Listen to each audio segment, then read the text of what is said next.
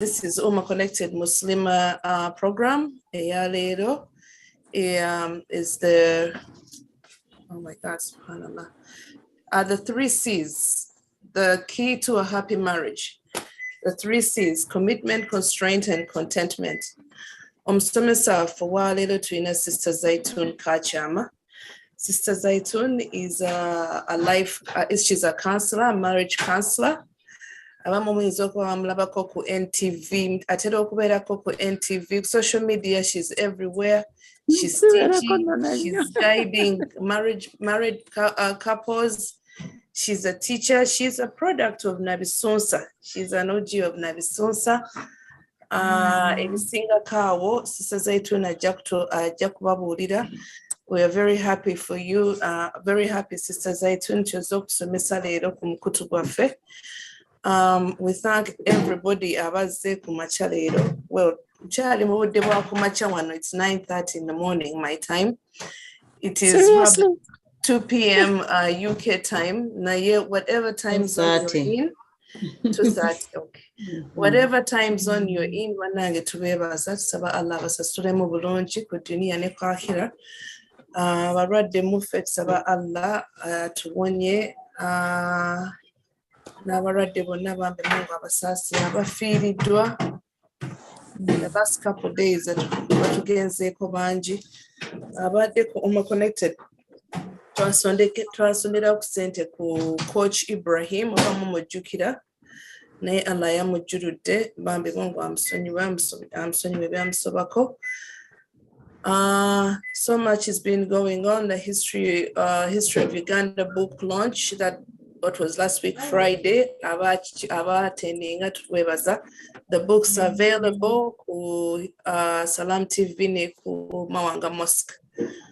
Sigenda kwogera bingi mbadde nsaba omusomesa waffe Sister Zaitun yeyanjule atubulire who Sister Zaitun is and tutandika omusomo inshallah. Sister Zaitun. Sister Zaitun is a very simple woman, as you can see, as simple as you can get. We do the session in Luganda. Session in Luganda, okay. Yeah. The session is in Luganda. Session is in what? Yes, Luganda. You can mix English, Luganda, whatever comfortable. Na Luganda mostly. I only don't know Korea, but Oluganda n'Oluzungu tujja kwogezaako. Naye Zaitun Kakyama, ndi mukyala musiraamu, omukyala ayagala eddiini ye era nsaba Allah ow'ekitiibwa ankuumire mu ddiini yange ate njagala nnyo okuteeka ettoffaali ku ddiini yange. Naye ndi mukyala yasoma ebifaananyi, degree yange yasooka nakola Bachelor of Industrial Fine Art. Bwe namaliriza ne ngenda ne nsoma obusomesa. Bwe namaliriza obusomesa obwo mwe tujja component ya counseling oyo abantu gwe bawulira. And then recently I took on a certificate and I thought it was incumbent upon me to be coached and become a coach, because the world is moving into different things and different approaches. So today I'm a life coach, specialty passion in relationships. But of course, when you talk relationships in the Ummah, you automatically go to marriage. So relationships is a very wide sphere. Tuyamba abantu mu nkolagana ez'enjawulo. Tulina omuzadde n'omwana, tulina boss n'abakozi be, tulina neighborhood, tulina enkolagana nyingi. Naye bw'ojjira mu kakaaya automatically banguwa okutwala mu marriage, which is also not a problem. Ndi mukyala mufumbo, nafumbirwa omwami bamuyita Haji Lukoya Muhammadi era nfumbye emyaka kumpi 18. Nina abaana 10 nga bange, tekuliko ba Haji, abalenzi 5 n'abawala 5. Alhamdulillah bakyali balamu. Omwana waffe asooka yamazeeko Qur'ani Era I'm proud to say that I'm a mother of a hafidhat. Nayagala nnyo omanyi Allah agenda n'atuwa bu shortcut. Yagamba nti oli bw'azaala omwana n'asoma Qur'an agenda kuba n'omukisa ayita abantu 10. Nkakasa bulungi ku bantu 10 omwana wange baba anayita. I must be among. So that is the other. Ndi mukyala counselor by passion and by profession. I work with PAM Professional Counselors, an organization we've been with for over 10 years. And right now I'm building a brand in my coaching. It's called Relate Better, hoping that every relationship has a second chance, deserves a second chance. I believe so much that it may not start the way we want it, but we can make it better. Most of the relationships begin at the right footing. Never to be intentional and objective. I believe that every relationship can become a wonderful relationship. That is why we are building that brand called Relate Better every day. So that is Zaitun Kakyama in summary. Ndi musanyufu nnyo okuba nti naweebwa omukisa guno. Ebigambo bye ngenda okwogera bya kutegeera kwange. Sirina nnyo gwe mbikakaatikako naye byensoma here and there and my experience. This is what I understand and I'm sharing my experience and my perception. Naweebeddwa omukisa okwogera ku the key to a happy marriage nga tukozesa the 3 C's. The 3 C's netugamba nti we shall use commitment, constraint and contentment. Era nsaba okutandika nga ngamba nti bismillahir rahmanir rahim. Alhamdulillahi rabbil alamin. Amatendo amatuufu nga malungi agoogerwako ga Allah subhanahu wa ta'ala. Oyo enkomerero ate ngera yentandikwa yatandika ensonga zonna era yazimaliriza. We praise him and pray to him to help and forgive us. We seek refuge from him from the harm from our souls and our actions. For whoever Allah has guided, no one can misguide, and whoever Allah has misguided, no one can guide. I profess with my heart and testify with my lips that none is worthy of true worship in all creation, and that Muhammad is his messenger and slave. Nkubiriza omwoyo gwange n'ogwabo bonna abali wano olwaleero nti tutye Allah mu butuufu bw'okumutya nga buli lunaku twekyusa era nga twekulaakulanya mu kumutya era obusiraamu bubeerewo nga okufa kwaffe kutuuse. Okufa tekututuukako bannange nga tuli wabweru w'eddiini yaffe. Saba Allah ow'ekitiibwa atutaasize ddala. All you people, fear Allah, the one who created us from one soul, and from it made its mate, that is a woman, and from those 2 souls he made multitudes of women and men. He is the creator who made marriage the first ibadah. Na bwe tuba tusoma obufumbo ye ibadah esinga obukulu. Allah bwe yatonda Adam n'amuwa mukyala we baali tebalina ibadah gye balina kukola yonna. Naye Mungu bwe yateekawo bwe yaleeta Hawa n'amuwa Adam baatandika obufumbo. Ate nga tusomesebwa nti obufumbo ibadah, meaning nti obufumbo is the oldest ibadah. Kyekikola kye baali balina okukola nga balina accountability eri Allah waabwe. The truest words are for Allah. The truest guidance is for Muhammad sallallahu alayhi wasallam. Era ffe abasiraamu ebbanga lyonna obufumbo buno bwe twagala ennyo era bwe tutagaliramu. If only we went back to the true words of Allah, ne tunoonya Allah agamba atya mu nsonga zonna, era ne tunoonya okuvvuunula n'okunnyonnyolwa nga tugujja ku Muhammad sallallahu alayhi wasallam. The worst things are religious innovations, and these innovations are false fabrications. And all false fabrications are for the astray, and the astray are for hell. Saba Allah ow'ekitiibwa atutaasa omuliro. Saba Allah ow'ekitiibwa obufumbo bwe tulimu tubukole nga tunoonyaamu kumusiimya era nga tunoonyaamu jana. May the Almighty protect us from Jahannam. Ndi musanyufu era ndi musiimu olw'ebyengera Allah byagenze ng'atuwa era byampa nga nze omuntu. Ndi musiimu ebbanga lyonna kwa Allah yatugamba nti munsabe nja kubawa, naye ate bwe munansiima oba bwe munanneebaza nja kubongera. Nkubiriza abafumbo bonna n'abo abagoberera oba abandyagadde okufumbirwa nti obufumbo butambula nnyo ng'osiima okusinga ng'osaba. Mwana wattu ne mu bulamu bwaffe bwonna, if you take the path of being thankful, if you take the path of the gratitude, ojja kuba musanyufu ebbanga lyonna, because Allah byatuwadde bingi nnyo nnyo nnyo nnyo nnyo nnyo okusinga mwana wattu bye tumwetaagako. Era I want to challenge me and you nti singa osobola okufunayo ekitabo n'owandiika ebintu Allah byakuwadde okuva ku nviiri paka ku bugere bwo bwa naswi, to the things that you're doing in your life and your society, then owandiike on the other side, owandiike by'oyagala Allah akuwe. You will be ashamed.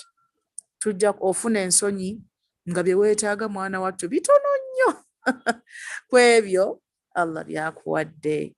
So mbeebaza olw'omukisa gwe mumpadde era nsaba Allah ow'ekitiibwa abasiime.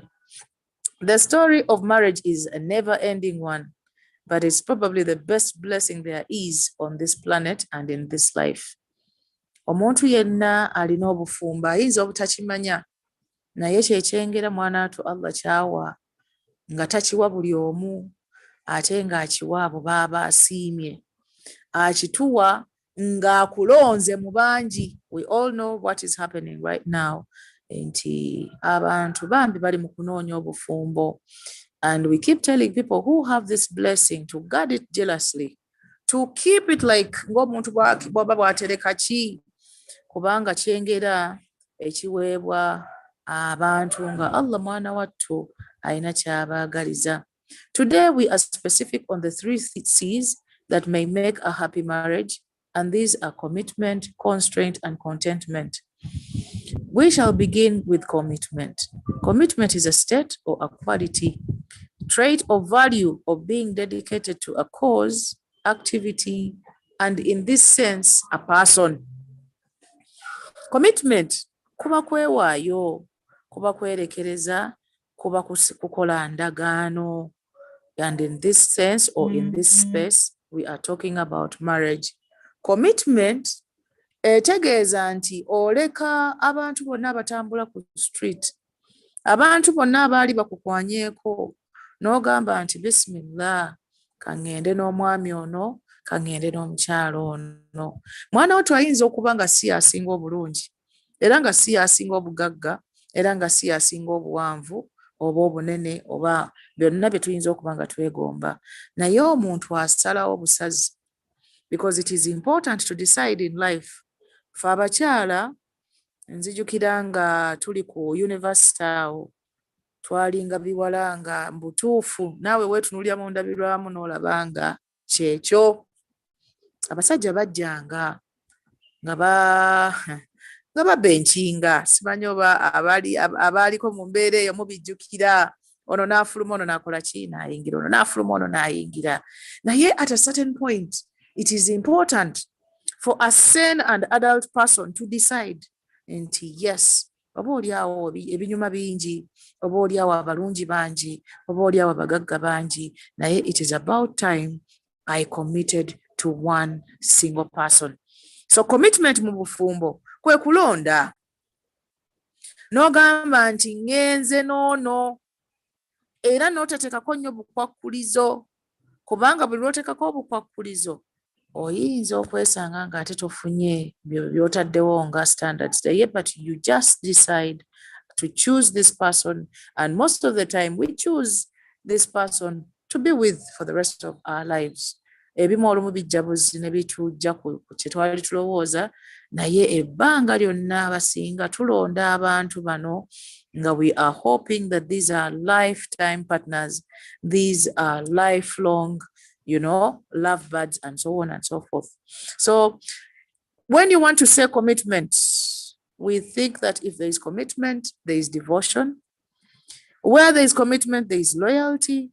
Where there is commitment, there is dedication. Where there is commitment, there is allegiance. Where there is commitment, there is faithfulness, there is fidelity, there is bond, there is adherence, there is attentiveness, sensitivity, and responsibility. So tubuuza abafumbo olwaleero nga nze mwendi nga nammwe abali gye muli. How devoted are you to your marriage? How dedicated are you? How loyal are you? Which kind of allegiance have you put in, have you put forth? Are you faithful? Are you in an infidelity, or your fidelity is on a high side? Do you have a bond? Are you in bond? Abantu balowooza nnyo nti bwe batandika obufumbo, the bond starts. Obufumbo tebubeera na bond nga tubutandika, but we build a bond. We bond every day. We become closer every day. We learn each other every day. We understand each other every day. We find new things in our partners every day. Every day is a learning day. Every day is a teaching day. So how close is your bond? How strong is your bond? Are you loosening it? Are you tightening it? Adherence. Obufumbo bulina amateeka bannange. Obufumbo bw'abasiraamu bulina amateeka. Obufumbo bw'amadiini amalala bakyatambulira ku bitabo ebikadde nga bwe byabeeranga. Obufumbo bulina amateeka. Tetuyingira mu bufumbo ne tukola nga bwe twagala. So as even the other words have been stated, how do you rate? Wewewa maxi out of 10 or 100 oyimiridde otya? Because commitment is key. Commitment is the beginning. When two people from different walks of life or backgrounds and different sex with different likes and dislikes and aspirations decide to tie the knot and pledge to live together from then on, this probably is the highest level of commitment. You find this guy, he's coming from Bukoma Nsimbi, you're coming from Chagwe. I got married to a man from Bukoma Nsimbi. Me, I'm from Lunguja. Our home. Pardon? You wafe Bukoma Nsimbi. Bukoma Nsimbi eyo mukama wange java inze ndiwe Lunguja wano. But somehow I'm like, okay, so you people, this is a guy. He practically, you went to school up to P4, and he says this and you laugh your head off. But it happened. And this is somebody you decide to commit and give your whole of yourself to this guy. So this is the highest level of commitment. Kubanga mbutuufu waliwo obusiru, waliwo okwewaayo okutategeerekeka, okuba nti ova gye wava n'ogamba nti musajja gwe ngenda genda naawe, mukyala gwe nkututte. Right now, people who are in marriage, you know what happens between two people? There are so many stupid things that married people do. No yenga. So this level of commitment, marriage has the highest level of commitment. But maybe we shall trace a little. Where does this commitment come from? I want to say that this commitment comes right away from creation. When Adam was in heaven or was surrounded by all creation, but he seemed to be bored at a certain point after seeing everything that Allah had created. He had eaten everything. He had gone up here. He had gone up, down the valleys, and he somehow got bored. And when Allah saw him bored, n'amukolera ekitonde ekikyala. So all Allah made for Adam, Hawa, and all Hawa pronounced was commitment. And she pronounced and said that she was created because after Adam asking her, ategwe nyabo ovuddewa yo kimi eki, Hawa yagamba nti nze ntondeddwa litaskunu ilaiha oba litaskunu ilaihi nti otebenkere gye ndi. I have been created to be a source of tranquility, a source of peace to you, man. Kino kitegeeza nti Hawa oba omukyala yatondebwa nga yaleeta eddembe n'okutebenkera oli omwami. Era ekibuuzo kijja wano nti bakyala bannange, buli lunaku weebuuzenga, are you a source of peace? Are you a source of tranquility? Because that will mark your level of commitment. Era tujja kubuuzanga nti yo okolayo ki eyo? Kiki ekyakutwalayo? Ffe ekyatutonza era ekitubeeza mu bulamu bw'ensi eno kuleeta mirembe mu nsi eno. Bakyala bannange bwe tutaddeyo kutebenkera oba kuba batebenkevu oba kuba ba mirembe, ensi egenda kutawaana nnyo era abasajja bagenda kutawaana nnyo, because baali mu dduniya oba mu jjana nga bazunga batambula badde eno until when Allah created Hawa. Omusajja afune emirembe era afune tranquility.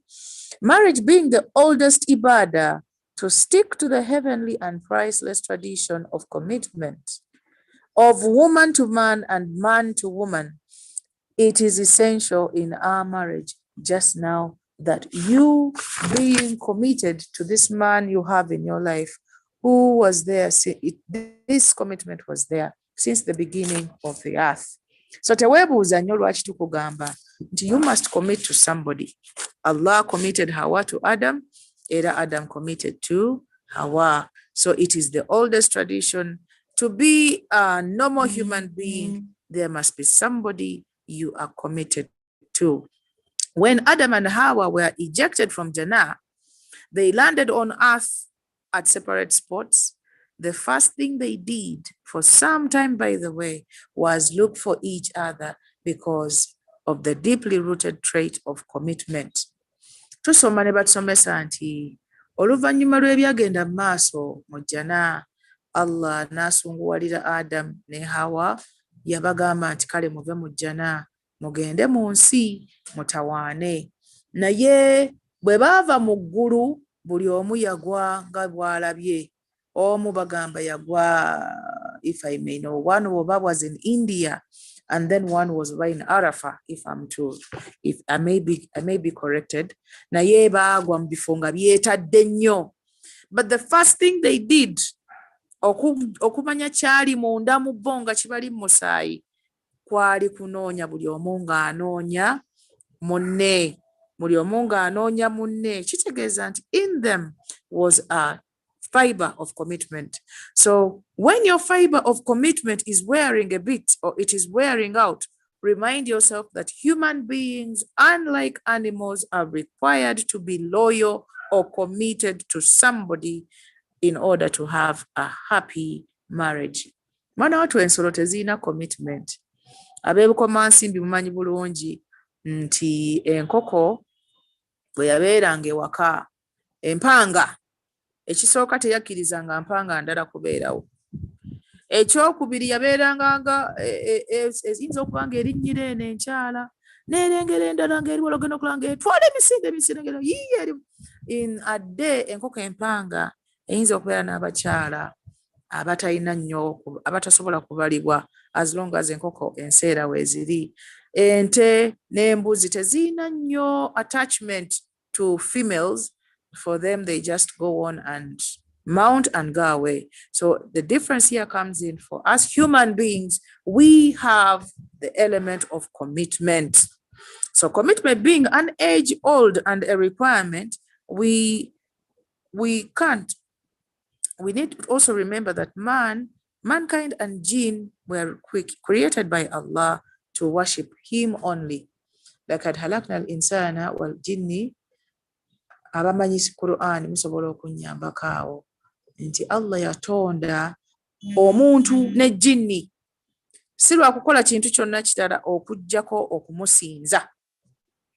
Abaffe tusobola tutya okusinza Allah ne tutuukiriza omulimu guno gwe yatutuma okuggyako nga tetuli bafumbo? Yet our prophet Muhammad sallallahu alaihi wasallam in a hadith said that marriage is half of a believer's faith. Era marriage is half of our acts of worship. nti tolina mirimu gy'ogenda kukola era ne bw'onooba ogikoze tutera nnyo okujerega abawuulu ne tubagamba nti mwe mukolera ku 5 ku 100 yo half. Omuntu bw'aba si mufumbo aba akolera ku 5 ku 100 abayina bamanyi okugaba max. You know what that means? Nti kizibu nnyo omuntu okukola 5 ago gonna n'agamalayo, naye nga mu 5 ago mulimu eswala, mulimu hajji, mulimu Ramadan, mulimu shahada, mulimu zaka, empagi zonna ez'eddiini, mulimu sadaka n'emirimu gyonna gy'osobola okukola ng'oyagala okusiimisa Allah. Kaakati waggulu wali bw'oba okubye kasaako n'odividingamu half, wansi ng'otaddeyo ibaada zonna z'omanyi ziba half. Kati waggulu wali mwana wattu obufumbo buli awo bweyagalirawo bwannamunigina. Marriage is alone in the 50%. Kitegeeza ki kino nno? To the best and easiest way to exhibit our commitment to Allah is to worship to our best. And our Allah being very kind to us, He gave us marriage as a 50% mileage to enable us get to Jannah. Allah abantu bonna bewadde obufumbo yakuwadde omukisa okukubirako waggulu wa 5 ku 100. Okukufunako ku 50, 55, 60, 75, 80, 90, 95. Tutera n'okugamba abafumbo nti mwana wattu osobola n'okukuba 10, kubanga ebyokukola bimanyikiddwa n'empeera ze tufunamu ezimanyikiddwa. Omufumbo yandifuna 100% mu pepa ya ibaada bw'abanga yeegendereza, naye ekitasoboka ng'oli muwuulu. So obufumbo bwetaaga commitment yaffe tubeere nga tusobola okufuna maxi ennyingi era nga mpitirivu okuyingira ejjana. Our full commitment to our marriage has a very firm wall to lean on, it being a 50 out of 100 blow to shaitan. As when we are careful about this major ibadah, our sworn enemy Iblis is in a lot of trouble.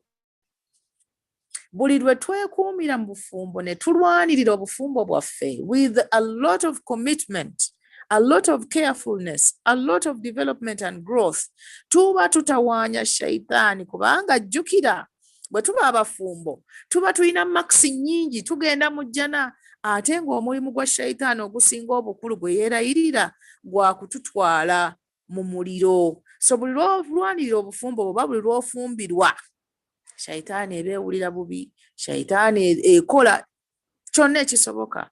Era abamanyi bwe baba batusomesa batugamba nti emirimu gyonna shaitaani etuma, naye omulimu gw'okutawaanya obufumbo n'okwawula abafumbo kabwejungira yennyini Iblis yeesitukiramu najja, kubanga amanyi ky'aba atuggyako.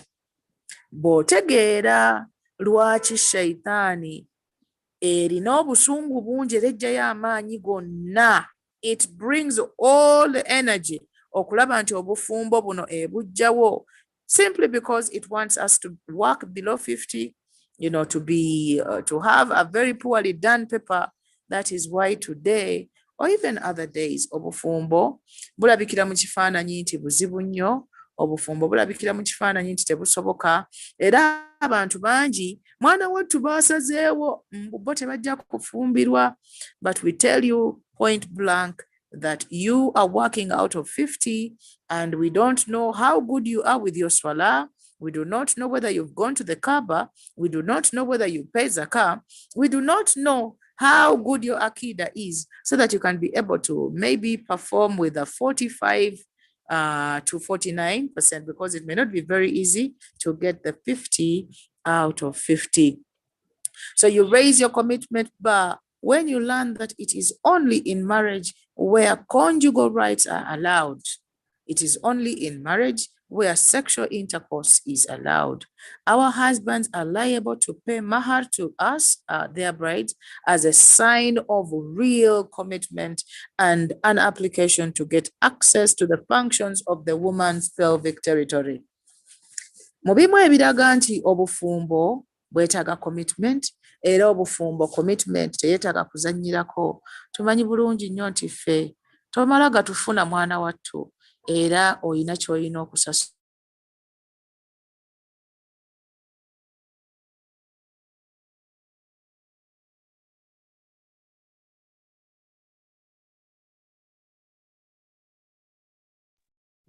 Tulabika tufunyeemu obuzibu ne network. Sister waffe Zaitun ebyuma bibubuuseeko. Ate kwali naye Akati alabika avuddeko. kwali. Okay. Sister Zaitun, nyiga unmute button, please. Cheka Murshid agaye tusukume Al-Fatiha. Sister Zaitun, nyiga unmute. Okay. Tukule, go ahead. Tulina enkola gye tukolamu okulaga nti no, we are committed.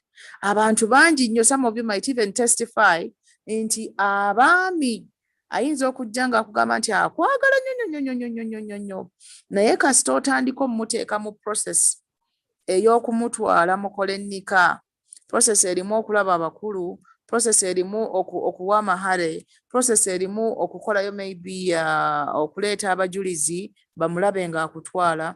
Baami bangi badduka era baami bangi bateekayo nga tebaagala kukola commitment eno. So mu bimu ebiraga nti obufumbo bwa bbeeyi ye commitment eno gye tukola, okuba nti tutoola amahale, okuba nti tuyita abantu ne babeerawo ne bajulira. Mwana watu bw'oba okugulawo akawunti yo ey'essente, abajulizi batera kuba it's usually a referee, which referee might even be dead.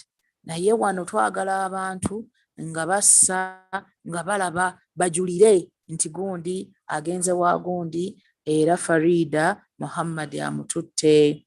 Many men, because of their low levels of commitment and implied, actually even some girls, when boys tell them that, you know what, nze saagala bya bwenzi badde njagala nkuwase, omuwala munnaye olw'okuba nti tali committed oba fiber ye ya commitment nafu, atera okugamba nti nze tompapya, nze nga lwaki ontwala bw'otyo, ye ewaffe oyagalayo ki, nze bwendi. So marriage, because of some people's levels of, when the low levels of commitment appear and implied false love, have gone on to have sex and have children with women without paying the commitment fee of mahar. When I request mahar and you pay and I accept it, it is an indicator that no man shall ever touch me. No man shall ever have access to me for sexual pleasure and for reproduction as long as I'm with you. So this is another indicator of why we need to be committed, of why marriage is a very important commitment. Giving birth is only allowed in the boundaries of marriage in order to have organized and formalized heritage and family ties. We commit to our spouses so as to have clear families, strong sense of belonging, and social development. When we commit, netugamba nti nze ndi mukyala wa Lukooya, nti gwe mukyala wa Sekatawa, oba oli mukyala wa whoever, kiraga nti bwe tunaazaala abaana bajja kubeerako gye bava, bagenda kubeerako bazadde baabwe, era bajja kubanga balina ababakuza, ababagaidinga era ababalabirira. Unlike the other way or the opposite, whereby everybody decides to give birth from anybody, netubeera nga tulina abaana abatayinaako bazadde baabwe, nga tulina abaana abataayaaya obutaayaaya. There is need for commitment to one or specific spouses or spouse to bring sobriety, stability, and sanity in our society. Otherwise, without the restriction of commitment, ensi egenda kututabukako. Whenever you remember your role in your marriage and your end of the bargain and what you gain when you play right, you will not play with this commitment. Okay, your profession of love forever, you're swearing to commit in front of Allah and allegiance in the face of friends and family, humbles you to stay a committed, loyal, and loving partner. Commitment is a constant, day and night, far and near, and and is an example to our children. When we commit, when we decide to stay, because probably the easiest thing to do most of the time when we get issues in our marriage, the easiest thing to do is probably to move and go away.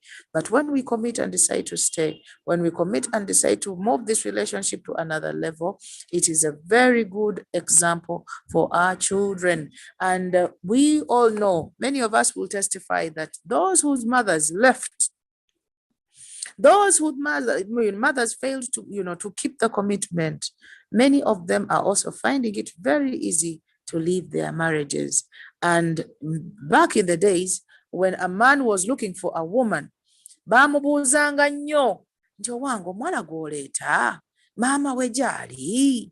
It was a very important quality on the bride to be. Though naffe abaana abawala bwe tuba tubagamba nti maama w'omulenzi oyo bw'abanga gy'ali mu maka, he is probably a very good husband because he has seen his father keep his wife. So commitment eno tugiraba nti it even flows onto our children, era nga yeetaagisa nnyo okuba nti tusobola okukuuma abaana baffe ne tubateerawo erinnya eddungi. It is the beginning and end of a relationship. We commit fi dunya wal akhir.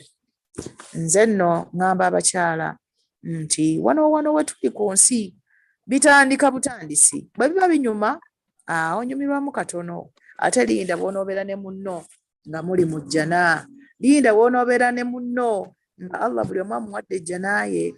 Batugamba nti tewali kuyingira jjana ya muntu, buli omu akolera ye, okuba ozuukuka ekiro, okusaala tahajjudi, mukamawo n'akulaga nti afuluuta. So Allah is so fair.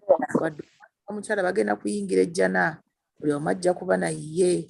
Naye bwe balifunanga ekirowoozo ekyokwagala okwerabako, bajja kgendanga mu lounge oba mu quadrangle basisinkaneko, buli omu addeyo mu bye yakolerera. So commitment is the difference between a believing spouse and the opposite. Tuyina imaamu yatusomesa n'atugamba nti mu bimu ebiraga obwonoonefu, mu bimu ebyoleka obwonoonefu mu duniya muno kwe kuva mu bufumbo. Ebiraga nti eddiini yo eserebye, kuba eddiini eyimirira ku bugumiikiriza, eddiini eyimirira ku virtues ez'enjawulo, commitment, patience, simanyani. Ebimu ebiraga nti onafuye mu virtues of values that are very important in life, kwe kutta commitment eno.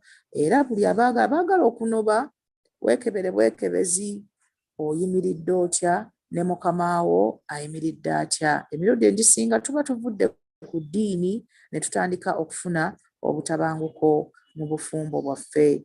Because of the value of commitment and marriage on its own, we pledge to do all that needs to be done and secure this important social institution.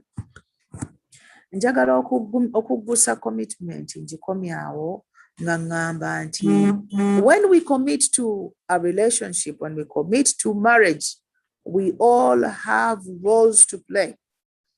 Twewaza abafumbo ababiri okukola nga balinda bannaabwe bakole, okukola ne bagaana okukola olw'okuba bannaabwe tebakola. Nti nze yayenze nange nja kumulagako. Abasiraamu tetukola bwe tutyo because ffe tuli mu bufumbo buno nga tulina Mukama waffe owa waggulu atulinze, buli omu amuwe okusinziira ku maanyi n'obugumiikiriza n'okwewaayo kwe yakola. So toyonoona olw'okuba munno ayonoonye, wabula ddiriza era osigale olabe ng'osobola okuyamba munno mutereeze ibaada yammwe eno ebeere ng'etambula bulungi. Mwana watu ibaada nyingi, naye ibaada y'obufumbo ye ibaada yokka ekolebwa abantu ababiri nga bombi bali accountable. Bw'otunuulya ibaada zonna ze tukola, eswala, okusiiba, okugenda e Makka, buli omu akola kikye. Ne bw'ogamba nti ogenda kukolera muntu era oba omukolera empeereza, naye wano mu bufumbo ibaada ekolebwa abantu babiri right from the beginning. era bombiriri bali responsible okukola max ezo ze twogeddeko 10 oba 8 oba 9. Omu bw'agayaala aba akosa munne, omu bw'atafaayo aba atta maxi. So this is a discussion group of 2 people who have to keep reminding each other, who have to keep, helping each other. Okulaba nti ibaada eno enkulu ennyo ennene ennyo etuukirira era netusobozesa okusiimisa Allah waffe netusobozesa okuyingira ejjana. So I will stop there on commitment, because commitment is a foundation that will be helped by C number 2. C number 2 is constraint. Constraint, this is also a trait. Bino byonna byengera oba bitendo oba bintu ebiyigibwa nti oyinza okuba mwana wattu tewali tolimanyi nnyo bintu byakwewaayo nga gye tuvudde mu commitment. N'ofuna olulenzi oba oluwala n'oluwa bantu bapuli abagaba emitima gyabwe lwakanze sigaba mutima gwange, mutima ogwange nkuwa omukwano bisero n'effuso zonna nenzimalayo naye omutima ngusigaza. Me, I don't give out my heart. My heart is mine. It is so valuable and so delicate. I just can't handle giving it to somebody. Wabeera careless n'agwasa. I hear people have heartbreaks. Ntera okubabuuza omutima baagusangawa basooke bagumenye. We are supposed to guard our hearts so carefully and jealously. Waliwo yatugamba nti gweraga love ne love tebagigaba. Sheikh yatusomesa n'agamba nti love tebagigaba. Love balagandage. You show love. Jijjeyoko wano mukasawo. Lage nti honey, I love you. Ozeeyo tereke wano. Kubanga agamba nti bw'onoogigaba ate enkyo onoogaba ki? Bw'onoojemalako enkyo bagamba lagako. Omusse omutawaanyaawo mutabule. Omala ogyewo okole ki? Ozeeyo mu nsawo. That is my sheikh.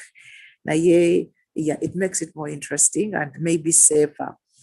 So constraint is a trait, an ability to inhibit oneself, to restrain oneself from doing something. Kino kitera okujja nga olina obusobozi obw'okukola ekintu, olina obusobozi obuvuma, olina obusobozi obukuba, olina obusobozi obusibamu obu n'obutambula obutambuzi n'ogenda n'otadda.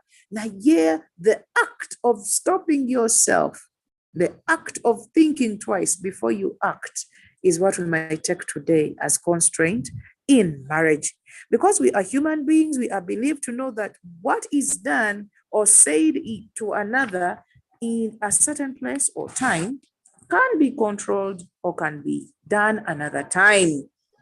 Throughout the stages of development and adulthood, we all have the ability of doing whatsoever we want, regardless of who we are and where we are, but our levels of constraints and our limits stop us. Mu butuufu, buli omu asobola okukuba omuntu, buli omu asobola okuvuma omuntu, buli omu asobola okwenda, buli omu asobola okunoba, era buli omu asobola okukola kyonna ekikolebwa abantu abalala. Naye tuyina kye tuyita okwekomako, tuyina kye tuyita okwebuulirira, tuyina kye tuyita okuddirira.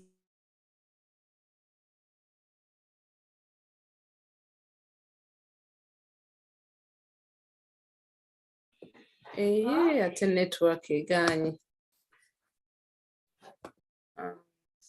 Ndoza freeze nze. Sheikh Murshid. Naam. Al-Fatiha. Tuliingire Al-Fatiha. Maybe Al-Fatiha. Omusomesa agenze ate nga wadde wali nga wanyuma nnyo.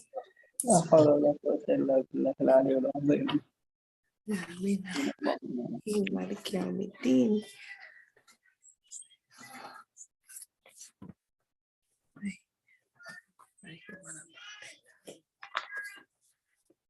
Nawe ali musoma Al-Fatiha, omusomesa wafaddeko, wabadde ali wabadde wanyuma bulungi nnyo. Alabika ne ku gundi afiiriddeko ddala mukutu. Tubasi kyamulengera. Batumulinda akomewo.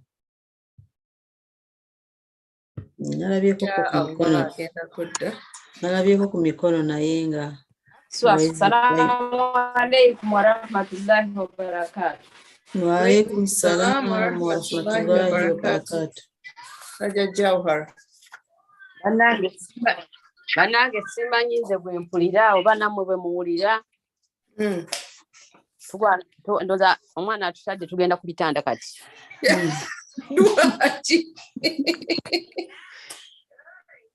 Wallahi omwana ayogedde ebigambo byayogedde nze linkaabiza amaziga. Akomyewo no. Inshallah Mungu amwongere okumanya n'okutegeera. Akazindaalo kasibye Hajjati Zaitun. Amina. Amin. I'm back. Alhamdulillah, I'm back. Tubadde tugenda maaso quickly before we are maybe disconnected again. Tugamba nti marriage in its own is a constraint. Allah w'ekitiibwa bwe yatonda ensi eno ngera he's the most organized. There is no way he would leave us to kutayaya n'otayaya ne tutambula nga tukola bye twagala. You know, nga webaka ne gwoyagadde ozaala muli gwoyagadde, you know, tukugamba nga tewaliwo mbeera ya kubeera nga tuli organized. So one of the ways Allah has organized his creation, especially mankind, is giving them marriage. So putting limits on us when it comes to sexual relations, especially procreation. Otherwise, we would all be on the streets doing whatever we want. Ntera nnyo gamba abantu nti tewali yandifumbiddwa. Ku ngeri omuntu gy'ayagala okubeera free. Kanono kamalina okuyingiramu oyinza okuba olina owulira nga wallahi you need this freedom. Naye olw'okuba wawaayo n'ogamba nti ya Rabbi mpozi ndi mufumbo. You constrain yourself and you get back to you know komawo mu layini. Naye Allah yatuteekako obufumbo okututeeka mu layini, okututeekako ekkomo. Otherwise twandibadde nga nkoko.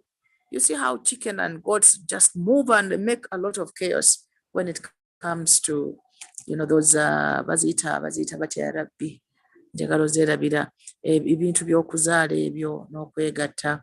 We get married to people who are very different, who are of a different make from us, but because we are adults that have a broader vision of going to Jannah, we watch our words, we watch our actions, we watch our movements, and so many other things, simply because tulina commitment jetwakola. So we need to restrain ourselves from being primal, from being primitive. If you don't restrain your mouth, you will say anything. If you do not restrain your mouth, you will say anything and anyhow and anywhere, and this is very poor communication. Mumanyi bulungi nti communication is a very key ingredient in marriage. Na yebwe tuteeko makoku mu mwana ddala weesanganga oyogera ebigambo ebikosa banno, ebigambo ebireeta obutemu, ebigambo ebitta enkulaakulana mu maka gaffe. So we need to once in a while be very careful when it comes to using our mouth. We usually tell ladies that the fact that we are wordy, the fact that we have so many words in our mouth, because Allah bwe yali atonda omwami yamuwa ebigambo bitono nnyo okujjako ab'ennaku zino abaatusobedde, naye abaami babeeranga n'ebigambo bitono. Actually, a normal man tatera kubeera nnyo na bigambo bingi, so nga mwana wattu a normal woman ebigambo byaba abirina nga biwera, era nga wamutuzizzaawo n'asumulula asumululira ddala. Naye tugamba nti the power of a woman lies in the control of her words, the control of the flow or the outflow of her words.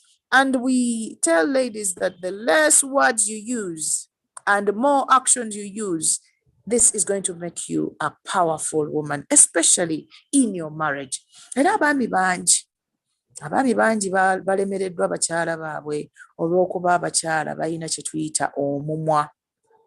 You know, omukyala ng'ebigambo byamusobera era nga byamutabukako.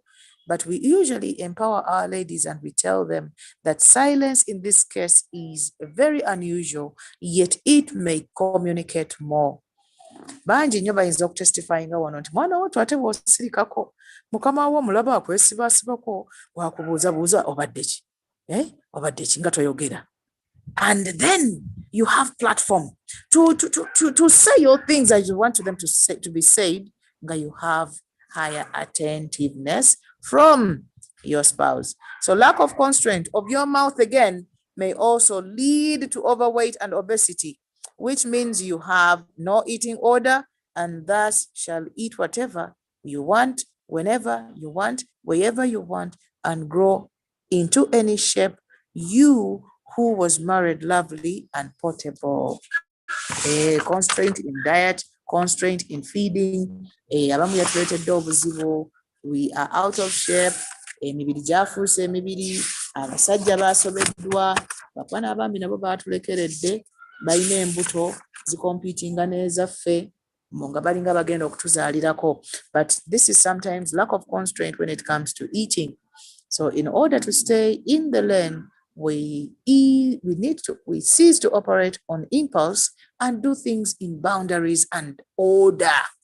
Omufumbo tamala gakola buli kimu.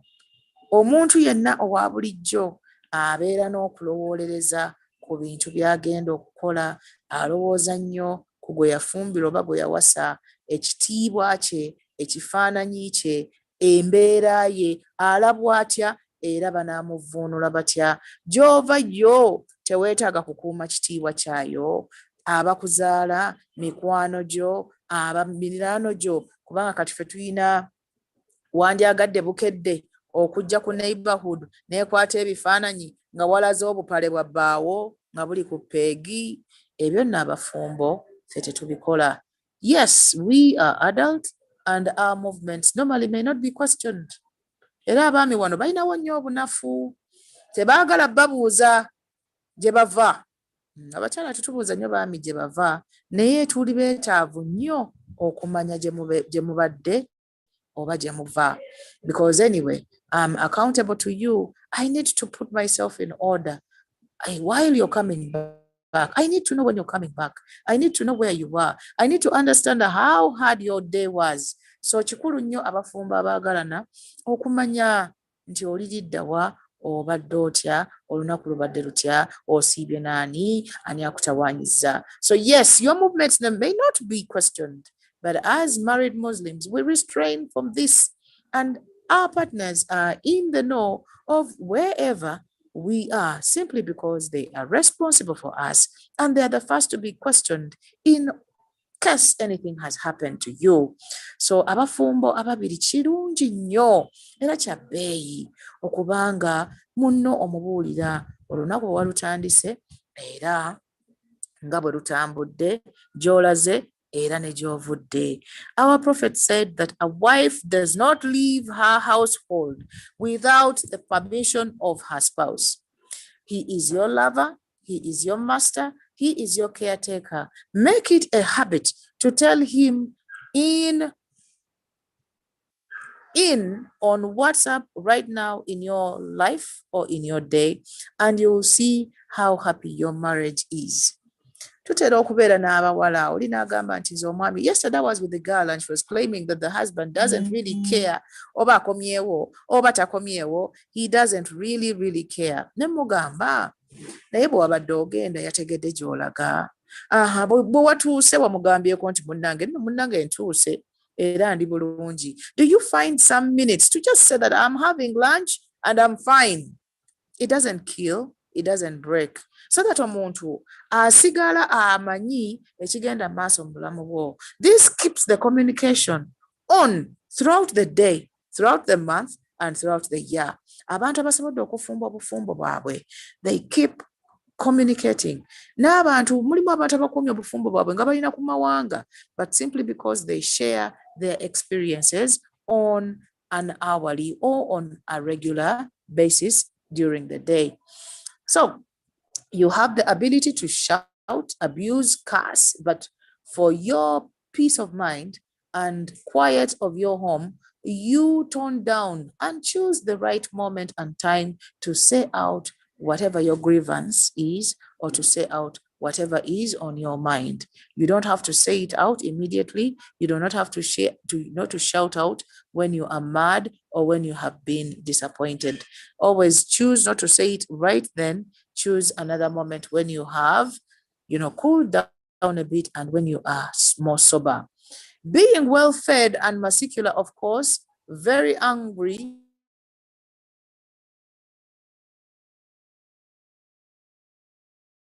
Sorry, Sister Zaitun, you have muted yourself. Tutushakulira. Ndako kema bega. Nina ebigambo bitumiisinzeemu kaawo. Ate kati olabika ofreezinze. Akazindaalo wakasibye Sister Zaitun. Alabika atafreezinze. Nina akazindaalo nako kasibe, akazindaalo ko kasibye. Mukama wanga akube essimu. I beg for 1 minute, please. He's calling the second time. Okay, we understand. Communication. Kale. Kamala okumugyawo kubanga wanaabeerako ali awo ojja kubanga ayingiramu. Ayogedde ku kintu kya constraint. Emimwa gyaffe. Abakyala nga twogera nga bwe tusumulula tetusirika. Tezera kututakulako. Naye ennaku zino kituufu kiri nti nabo abasajja nabo boogera nnyo bavuma bw'atuuka okusumulula talekeraawo.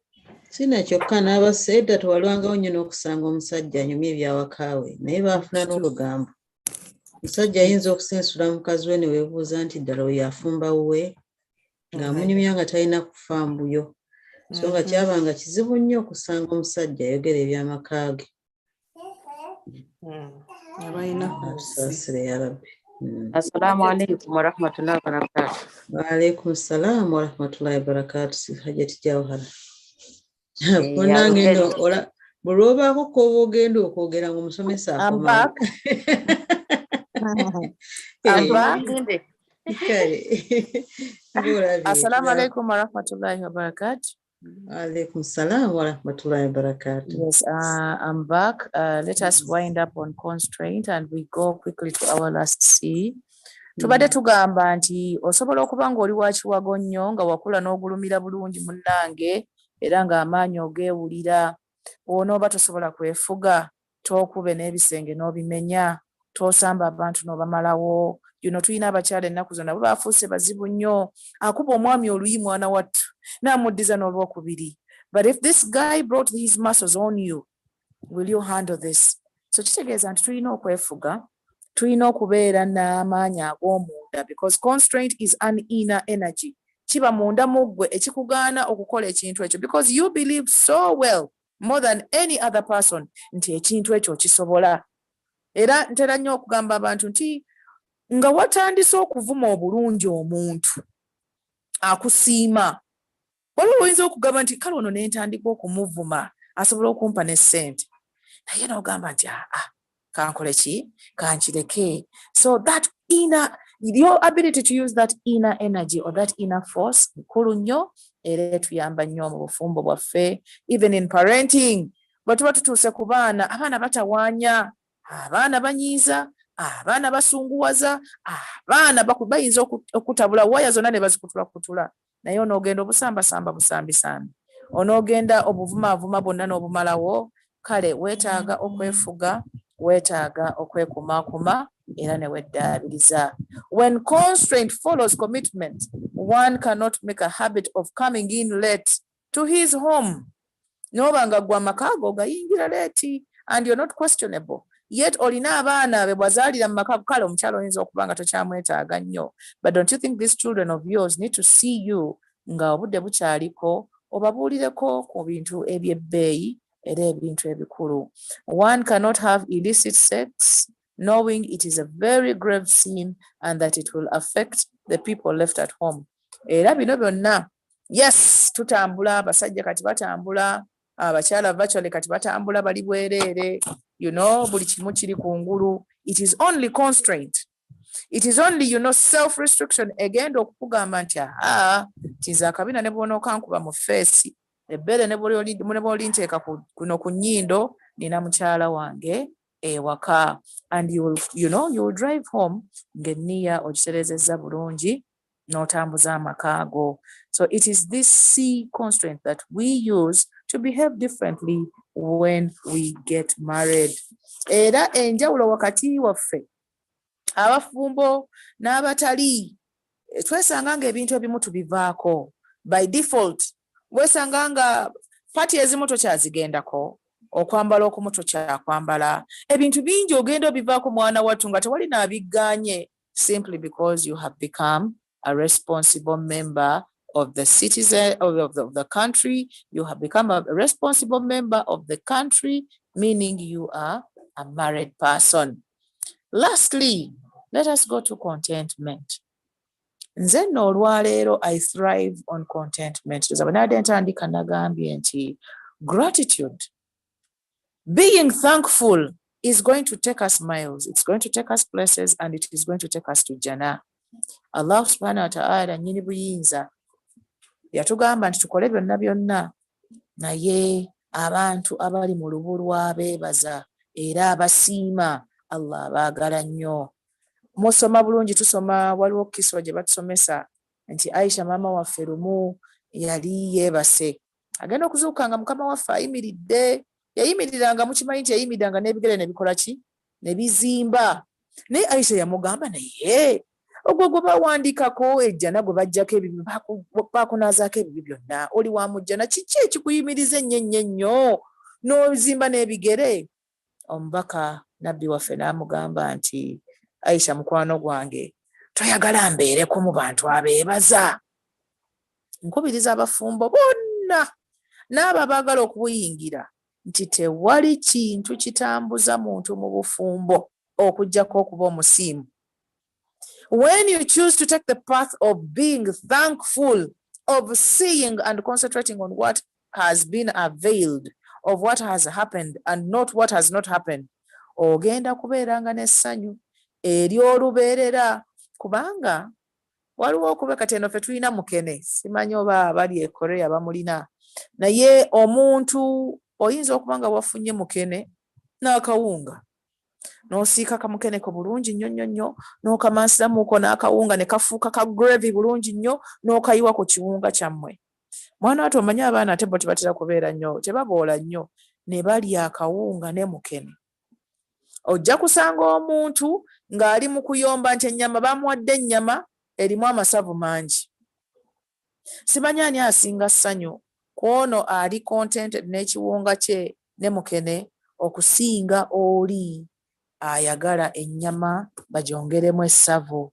Bino nno bigendera ddala mu maaso. Tulina ebintu bye tunoonya mu bufumbo. Tunoonya, people are looking for orgasm.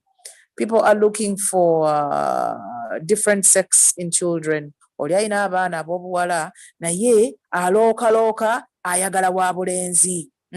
Tulina abantu nga yazimbye amaka abulako kamotoka, n'abeerawo ng'ekyo kimusuza bubi, emirembe gimuweddeko olw'okuba bo tebannakola ki, tebannafuna mmotoka.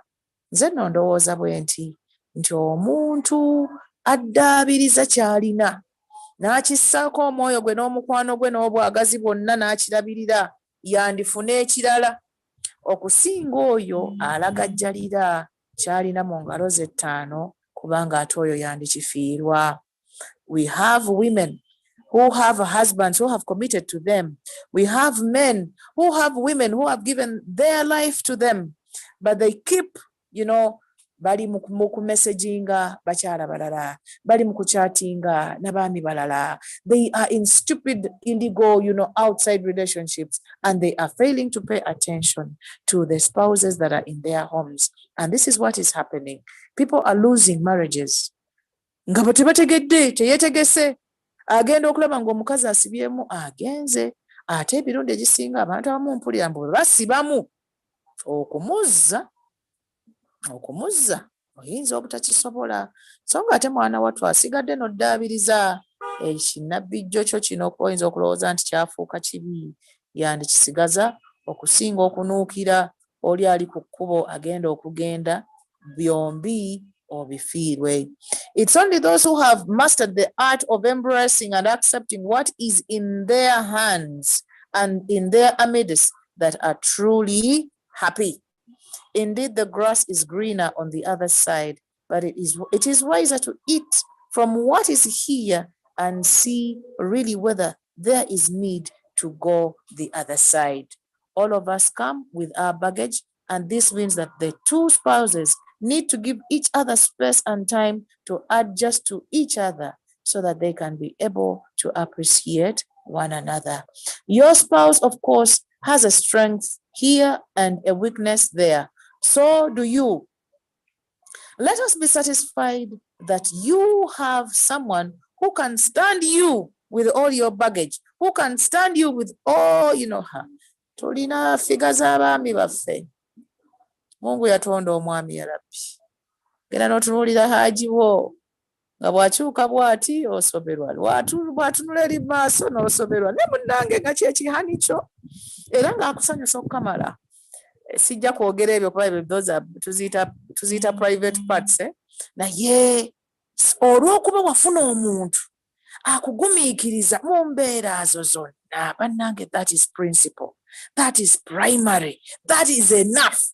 Okuba nti osobola okweyambula nga gwe kennyini tosobola kwetunuulira, naye ng'omuntu oyo mwana wattu ne bw'okyuka n'okola ye alabanga omala, alabanga ekyo kyekyo. Abakyala twemanyi, ozaalayo abaana 2, ozaalayo abaana 3, embeera neekola ki?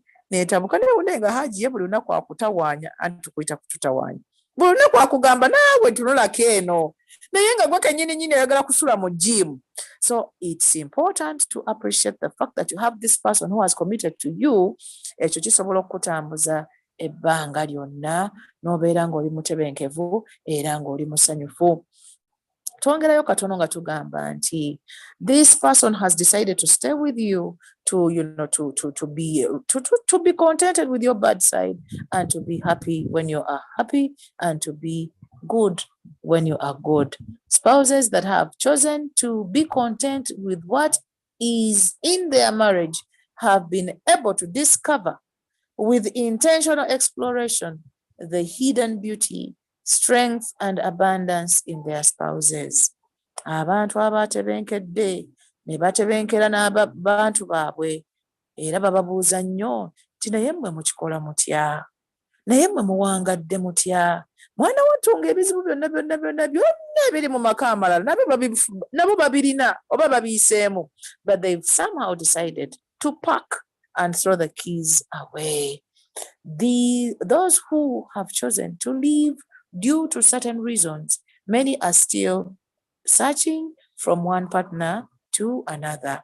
Abantu bonna abanobye abasinga, because we have cases in our offices. Omuntu nga yanoba ate nga akomyewo akyanoonya ate era ng'era kyanoonya mwana wattu takiyinaako description eri clear. So contentment to gratefulness or gratefulness, and this contentment is gratefulness, and this is a lot easier and more beautiful to acknowledge what you have and then ask for what you do not have. Kyabeeyi nnyo okubanga okuuma ky'olina osobole okufuna ky'otalina. Batugamba nnyo aba politics nti gondera gavumenti gyo eriwo osobole okusangibwawo gavumenti endala. Ebigambo byange simanyi babisobola okusukkako awo. Wabula, I conclude by saying that marriage is a blessing. Marriage is a blessing that is not given to everybody. If you do not have it, saba nnyo Allah akusitule eddaala, kubanga abafumbo tulinnya obugere bwetu ne tubunyeenya n'obunyeenya nti ffe tusambira ku 10 ate nga abawuulu basambira ku mmeka? Ku 5. Alina obufumbo bulwanire nnyo, alina obufumbo bukuume nnyo, alina obufumbo buzza obujja ebbanga lyonna buli lunaku entakera. Nga bw'okola annual goals oba strategic plan eya business yo eya byonna by'okola, n'obufumbo bubukolere an annual plan or a monthly plan, olabe nga buli kaseera tudda bujja era nga tutambuza ibada yaffe eno enkulu.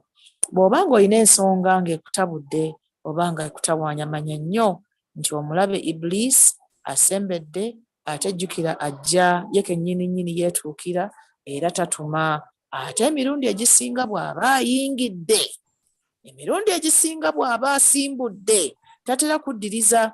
Kyova olaba nti tufuna okwewuunya abantu nga babadde beeyita honey, sweetie, ani just a few days ago.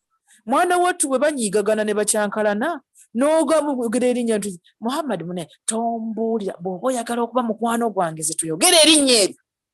Ne weebuuza ate omuntu yabadde ayita munne hani ate kati yatayagala kuwulira linnya. Era ne twewuunya nnyo okuba nti omuntu asobola okuleka abaana be nga bali mu prime age, abaana bali mu myaka egya teenage, bagenda kusomoka bafuuka abantu ab'obuvunaanyizibwa. Oli n'aleka amaka nga mwana wattu azimbye na nnyumba, n'aleka amaka nga mulimu emmotoka mulimu ne business, n'agamba nti nze ngenze temubuulira.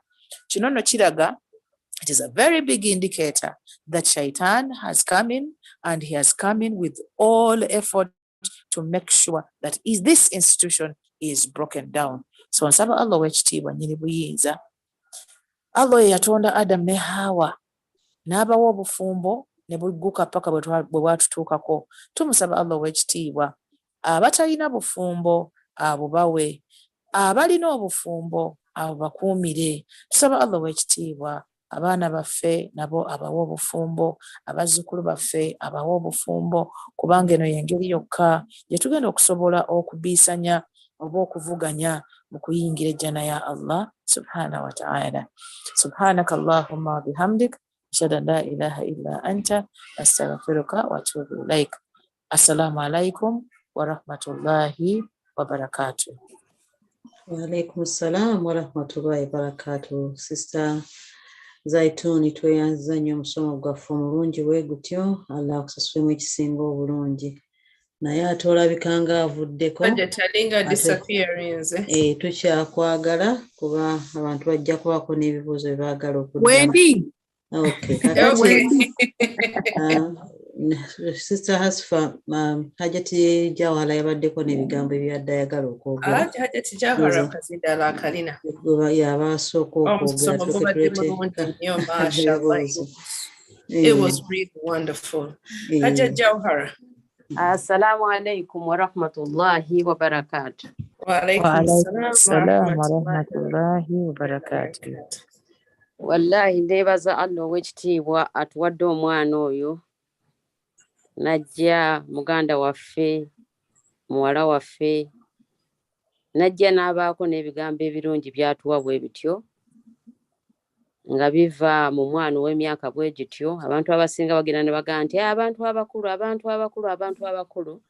naye ebyo bivudde mu mwana atali wala nnyo mu myaka egy'abantu abatuwuliza abasinga abali ku forum kuno. Nsaba ekitiibwa Allah subhanahu wa ta'ala amwongere era amuwe obulamu obulungi, ate amugondeze oyo mukwano gwe neiba we, naye tekyewuunyisa lwakuba w'e Masaka.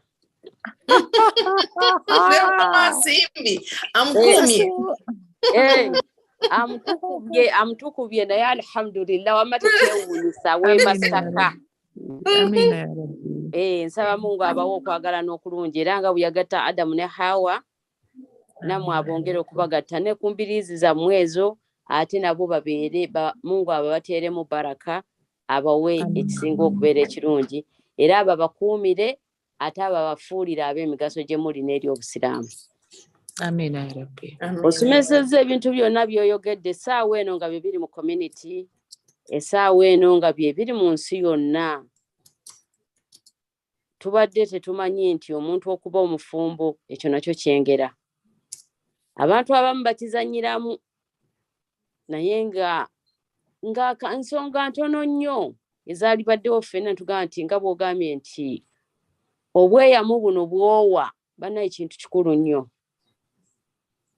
Zaituni asomesezza ebintu by'ayogedde byonna wallahi binkaabiza amaziga, kubanga otunuulira abantu embeera gye balimu nga byebyo ebigambo omwana by'ayogedde.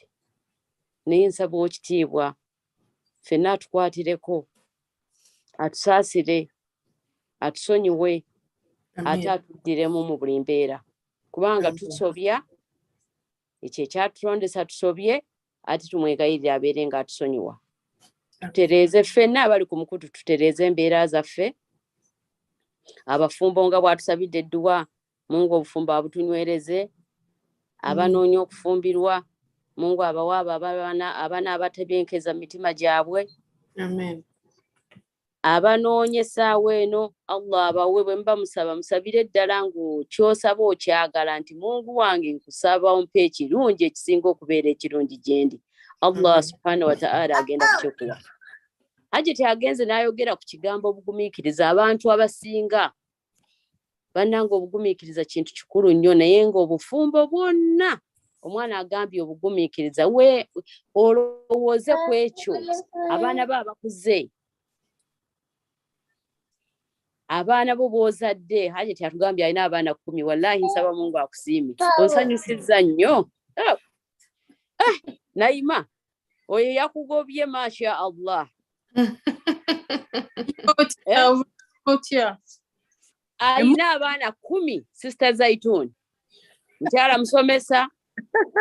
Alina emirimu gyali mutuufu, emirimu gyonna gy'alina mizito minene, naye alina abaana 10. Ate nga n'ekyebbeeyi kyakyagala era akyenyumirizaamu, era bw'ayogera bw'otyo olabira ddala ng'ali happy. Bw'ayogera ffenna tulaba nti ali happy, naye nga bambi ffenna mbadde mbasaba omusomo gw'omwana ono tujja ebyokuyiga, tulongoose wakati waffe w'abaami baffe, naffe ffennyini twerongoose, tusuubire empeera okuva eri Allah subhanahu wa ta'ala atuwe ejjana. Naye ate ffe bannange abakyala, ebintu biri 3 bye yatugamba, naye kino eky'obufumbo omwana nga bw'akireese kye kituyingiza ejjana. Bwe kikutukawo ekyo, ejjana oba ogifiiriddwa nejjira mu swala ne mu kusiiba. Kaakati mbadde mbasaba ffenna tulongoose wakati waffe n'abaami baffe, tusabe Allah subhanahu wa ta'ala batuteremu baraka, naye obugumiikiriza. Obugumiikiriza. Ensonyi, bannange tubeere n'ensonyi. Ensonyi zikontrolinga buli kintu kyonna. Bannange tubeere n'ensonyi. Abasiraamu mbeewaza, tubeere n'ensonyi. Ensonyi kintu kikulu nnyo mu bufumbo bwaffe. Kanjira nkomyawo. Salaamu alaikum wa rahmatullahi wa barakatuh. Wa alaikum assalam wa rahmatullahi wa barakatuh.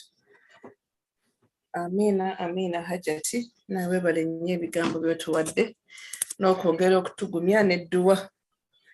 Bannaye abalina ekibuuzo, abalina any contribution, muwanike emikono. Sister Zaitun, ebigambo byo tebisobola kuddibwamu. They were very good. Very good advice. Mungu akusasule mu bulungi. Wallahi ekintu kya contentment. Many of us tubeera n'ebintu naye ate ng'olaba omuntu awo wakuyita kuyayaanira ekirala ekikwegamba. Tetuli batebenkevu. We clamor for more. We always yearn for more. We have, but we always yearn and yearn for more. Mungu tusaba tusaasire tubeere ba content n'ekyo kye Allah kyaba atuwadde. Abalina ebibuuzo, abalina any contribution, muwanike emikono. Sister Zaitun, amatundo z'omusomo bagutegedde bulungi nnyo.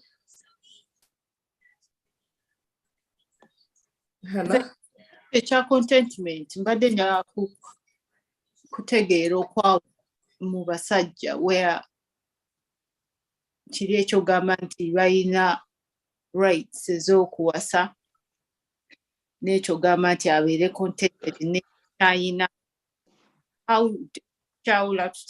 How do we differentiate that? Kubanga omusajja ayinza okugamba nti nze nsobola okuwasa bwe njagala kati naabanga ne kino ky'alina takisiimye.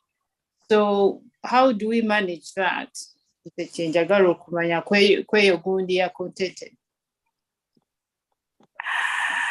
Assalamu alaikum wa rahmatullahi wa barakatuh. Omwami asobola omwanti ati omwami abeera contented paka ku namba 4. Si bwe kibeera. Era bw'abeera ewa Nnaalongo ng'abeera contented.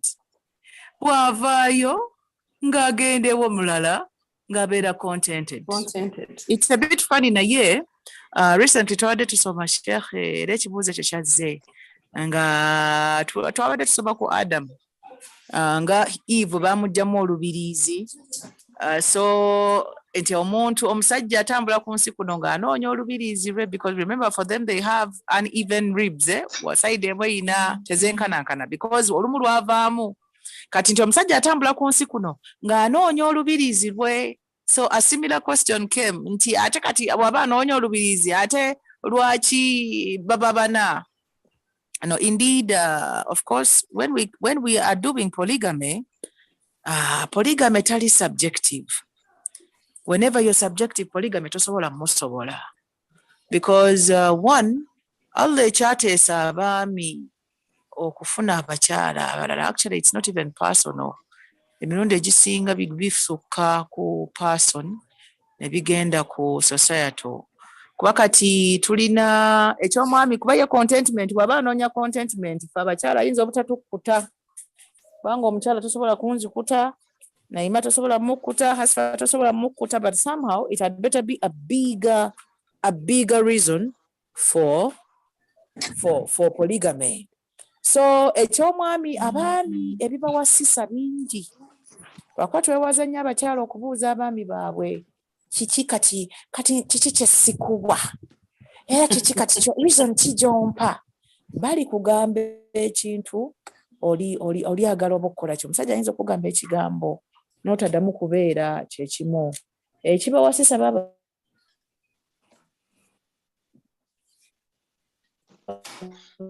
bakama bafa.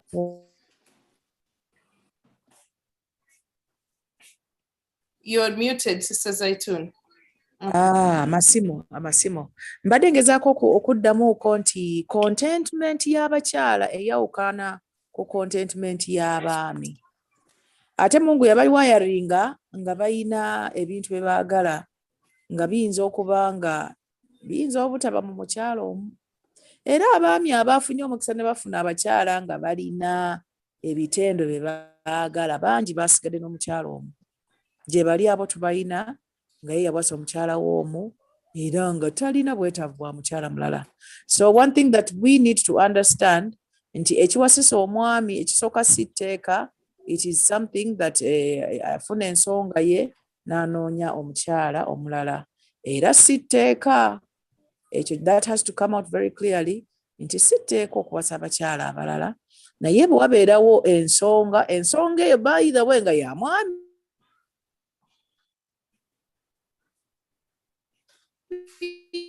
omukyala tobuuza ensonga eyo bayiye era bw'abanga kizze omusabiranga dduwa n'omugamba nti kikulinnye mukama wange olumu tutera ddiyita jjinni naye ekibeera kintu kimulinnya bambi nga naye takyakyebeera bw'abanga asazeewo akikole mu busiraamu nga bwe bwakikkiriza omusomeranga edduwa Allah amuteeremu obwangu era amwangwize era famire yammwe egende mu maaso ng'etambula. Tulina abaami ba mirundi ebiri, tulina abaami abasigadde n'omukyala omu era tulina n'abaami abalina abakyala omu ku babiri basatu ng'era batambuza bulungi. Twewaza bwewaza beepampalika babigendamu nga tebabisomyeko, babigendamu nga tebalina nsonga nkulu ne batawaanya society yaffe ate emirundi egisinga n'abakyala ababaddewo nabo ne babafiirwa. Tusaba omwami yenna ali kuno bw'okeeranga ng'oyagala okuwasa omukyala owokubiri obeeranga onoonyanga irimu n'ogifuna bulungi era ne weekebera bulungi nga aya bwe yagamba nti bw'oba owuliranga okwenkanyankanya okwo n'okufunamu obuzibu okirekanga. Mwana watu ne mu kukireka namwo ffe ba psychologist tukiyita maanyi. Whenever you're able to assess yourself and give yourself the right assessment, it is a strength okusinga okwewa results ezitali ntuufu. Abakyala mbagamba nti abaami mbaleke bawase. It is an advantage to the woman folk. Abaami okuwasa si mirembe gyabwe, abaami okuwasa mwana watu mirembe gyaffe. Buli mukyala afuneko ku muntu gw'ayita baby, gw'ayita honey. Ne bw'aba kimuyita once in a week, it is better than having none. So abaami, polygamy is for the woman, it is not for the man. Actually, it is havoc for the man, and sometimes it is peace for the intentional woman. Thank you very much. Barakallahu fik. Hajjati Naima oteredde. Ya Naima ateredde mashallah. Yeah. Waluwa. Assalamu alaikum. Wa alaikum assalam wa rahmatullahi sabum kadi wa feshe kalanta. Nange twagala hajjati Zaitun asomese kubanga abasomesezza ebyabasajja nga simusajja. Wallahi. Naleeta ekintu ekyamaanyi ennyo abasajja tusobola kwogera. Allah abakyala mwenna senga musoma obufumbo bujja kuba muwangudde era abakyala bali ku mukutu guno ntegedde nti basomye era bajja kukkiriza abaami baabwe bawase tekyali ifi gye bali kansubire nti bwe kiri ategedde okumanya omusajja kanyongereko kano katono hajjati Sheikati Zaitun omusajja alinga kugamba oba osala embuzi nga bw'aba basala embuzi akaso kafuuwa okawagala okawagaza kaso kannaako ejjinja liba tekyakawagala olw'amasavu naye ng'oyagala obeere ng'oli musajja atambula obulungi otunge katwe beera n'omukazi owokubiri ebyo byogedde mu lulimi omwawagale munne kyokka seeka totutabudde tusiime yogeddwa waggulu lwa Profesa Hajjati Hafsa Jabba nnyonnyola nga muvuddeko ku Zoom oba Jawahara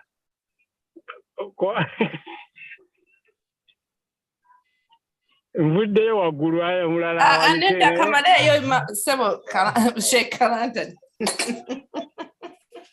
Omusajja alinga kaso nga kafuuye okufuuwa bw'obwogi okendeera ng'obadde obaaga embuzi ng'ogisazisa kaabuuyi naye otwala akasaako dde mu kawagaali n'okatwala ku jjinja kayitako buyisi okassa ku kaso kannaako ne kakawagala omusajja okuwagala akasooke mukazi mulala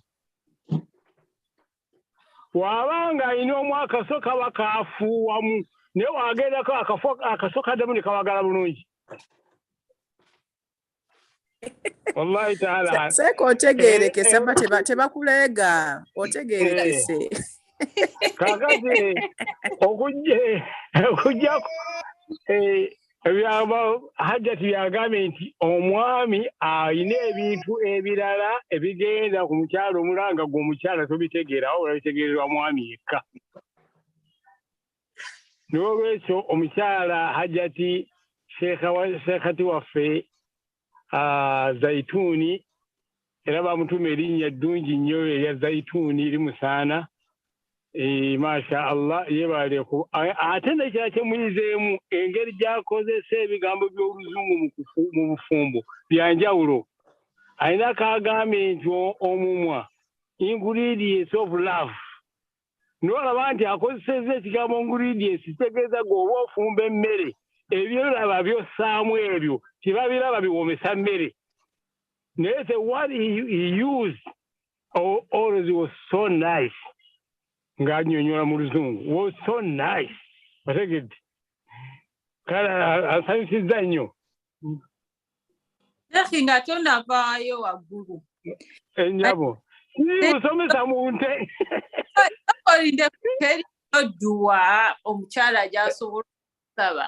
ng'asaba Allah amuteekemu ebirungu byonna eyo dduwa Kwegambo bagambye Sister Zaitun agambye contentment agifuna everywhere wabeera wafuna contentment kati gwe Naima oyagala kugamba nti contentment yonna gy'alina okunoonya buli wamu ebeere w'omwoka akizibu naye ate nga Sister Zaitun agambye aba agimu byonna ng'omwami alina omu ng'era ye yamatirira awo wennyini awo. I want to njagala kugamba Naima and anybody who has such sentiments nti omwami wo kuwasa kw'omwami wo tokuyinaako control okuwasa kw'okw'omwami wo tolina bw'osobola kuzibikira. Omwami wo bw'aliba ng'alina obwetaavu obw'omukyala omulala n'okizibikira ate gw'ojja okufiirwa. Wabula omwami wo bw'aba nga ye gw'omumala era ekyo kiki era yakifuga yakiyinako obufuzi. So nsaba nnyo abakyala tuleme kwemenya nnyo na bintu bimu. Okay? Omwami wo okuwasa kwe tekulina bwe kutawaanya puroguramu zo. Okuwasa kw'omwami wo ezo puroguramu ze. Era we encourage ladies to have their personal programs. Nti yes, gwe wafuna omwami wo kuba ffe tufumbirwa omu, gwe wamala beera ku mwami wo olabirira oyo. Fa abaami balinayo gaapu ey'abakyala abasatu abalala. If he needs to add another woman, let him go ahead. Toddaawo blocking ekintu ky'otalinaako. Togenda kukyusa njuba kuva, mashariki a day. I don't know. That is not our job. I think kuba kwekooya na kwetawaanya na kuva ku bintu by'olina okukola. I think we have lots and lots of things to do ng'abakyala okusinga okuddaawo okubeera nti nze mmala. Ye lwaki oyagala omale? That is also a weakness. Okitegedde? Kwagamba nsaba nti buba bunafu buba bulumi omuntu aba strugglinga n'ekintu na yes, it's not our space to fight. Omwami bw'aba yeetaavu omukyala, let him go ahead. Bw'aba talina bwetaavu era tajja kuwasa. Period. Nze okwongera ku kya Sister Zaitun kyayogedde kati bw'obanga golooza nti onoomala singa omwami aba ayagala mukyala wa kabina ono kamera bw'anaaba ayagala omukyala omulala nga mumyufu ng'ate ggwe oli muddugavu onooyeruka. Waliwo bye tutajja kusobola kuteekawo wadde ffe tukole ekyo kye tulina okukola nga tugenderera okuba nti tukuuma obufumbo bwaffe. Allah bw'atugezesa kubanga kulwaffe omukazi omwami okuwasa kigezo kinene nnyo. Tumusaba atuyambe atukkakkanye tubeere nga tukigumiikiriza naye nga tusisuubira nti tuyinza okugaana abaami baffe okuwasa kubanga bo balina obutonde bwabwe. Omukyalo olina breaks z'ofuna n'ogenda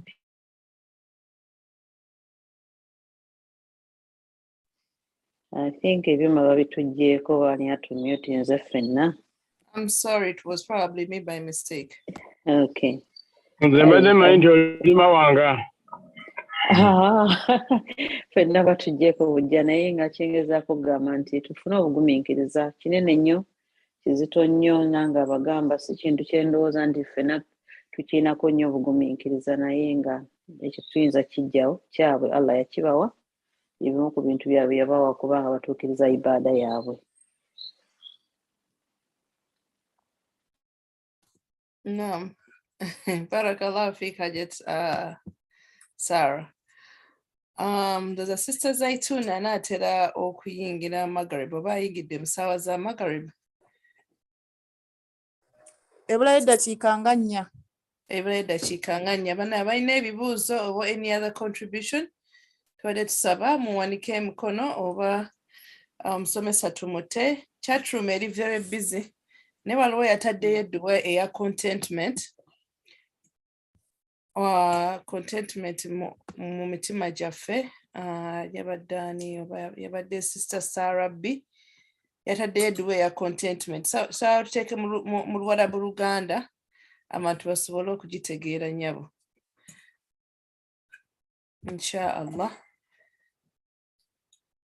Sister Naima, any contribution? Someseza ku the 3 things for a happy marriage. Someseza ku commitment, constraint, ne contentment. Byayogedde byonna tetusobola kubiddamu. I even want to go back and listen to her recording again. Kuba ebigambo bibadde birungi. Tusaba Allah tuwemu obulungi ate tuwe obutebenkevu mu maka gaffe. Amin. Naimanda was webaza omusomesa tumute. Sister Zaitun ni webale nnyo. Naima, what up? What's up? Just like a small thing, gundi ezibigambo ebyo byonna bye twogedde, those C's, ebyo byonna byengera bannange. Commitment kyengera, contentment kyengera, constraint kyengera. Era bwe tuba tusaba Allah, you can now be more specific n'osaba Allah akuwe obumativu, akuwe okwekomako, akuwe obumalirivu. Ebyo byonna byonna, those are traits Allah zaawa abantu. Otherwise, barakallahu fikum. Tusiimye nnyo, tusiimidde ddala, tusaba Allah akuweemu obulungi. To be honest, ebigambo bibadde biwoomu, bibadde birungi and very educative. Kansubire nti ffenna tulina nze njize, alhamdulillah, weebale nnyo, weebale ddala n'olulala we tukuyisa ojje bambi. Assalamu alaikum warahmatullahi. Wa alaikum assalam wa rahmatullahi wa barakatuh. Barakallahu fikum. Sister Zaitun, ze tujja kwogera after. Tukusiimye nnyo. Ne mukama wowe waffe Bukoma nsimbi ate walonda nnyo. Bukoma nsimbi Milfa ngambye mukulu waffe nti wentuuma ddala wewaffe. Seriously? Kukkiriza kujja kutusomesa na kukuuma. Amina. Saba Allah boogera amahabba. Amina ya Rabbi. Ababadde basaba recording is a class ya leero. You can go on YouTube under Uma Connected, UMMA Connected.